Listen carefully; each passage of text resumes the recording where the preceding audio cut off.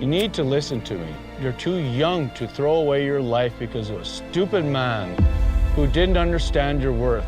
It's time you stop going out to the bars and start taking care of yourself and your daughter. When I started this film, Trapped, everyone said to me, Ijaz, why are you handling a subject like this? So I was in North Dakota filming my previous film before They Vanish. It was about minus 30. It was snowing. I must have about 4 or 5 layers on me. I was at a gas station and I turned on and I looked and there's this girl behind me. But I look at her feet and she's not wearing any shoes. Barefoot. Her feet are blue. The dirt, snow and ice on them. She didn't have any emotion. She was just blank. Absolutely blank. I just can't forget that image.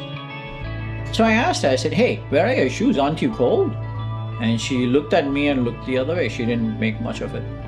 She didn't give me an answer. So a few days passed, we're still filming. So I go back to the gas station and I'm paying, and sure enough, she's there in the gas station buying whatever she's buying. So I pay the counter another $20 and I say, here, whatever she gets, I'll pay for it. And I walked out. When I got into the car, I hear, sir. So I roll down the window and she's like, can I do something for you? I'm like, no, can I do something for you? Can you please tell me why don't you wear shoes? And she didn't want to answer that. And I said, can I buy you a pair of shoes? What can I do? And she says, no, but you paid for my coffee. Can I do something for you? And this time she had a grin on her face and I'm like, no, what can you do? That's fine. Don't worry about it. I left. And I'm shooting on set and all of a sudden I see her come to set. It was an outdoor scene. I walked over to her when we were not filming and I'm like, what are you doing here? And she like, no, I just wanted to see what you do.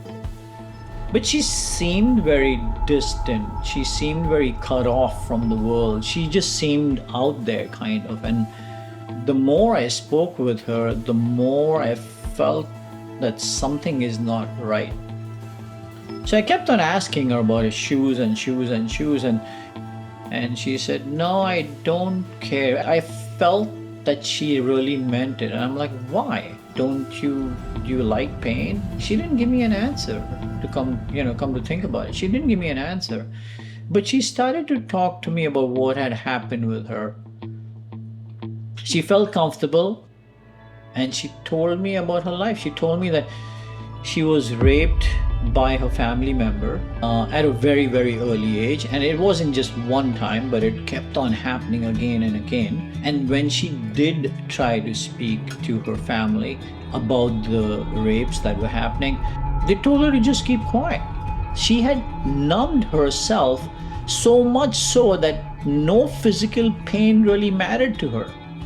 And that showed in the way she didn't care about the cold. She didn't care about her feet. I can't even get that image out of my head on about her feet. I mean, she's got bluish feet with dirt and ice and snow. It still sticks in my head. I still think about it and I still feel horrible that a human being doesn't care about herself because what another human being did to her. And when she did try to speak about it, she was told not to. So, in other words, you are not important. And that's what she took out of all of this. Because when her family told her not to speak about this, she said, oh, I'm not important. So she didn't care about the pain. Because she's broken. She's broken from inside. And she believes that she's worthless. She knows how much I love her. That's the reason why I made this movie. So people open this dialogue about sex abuse and sex trafficking, and it happens in our hometown.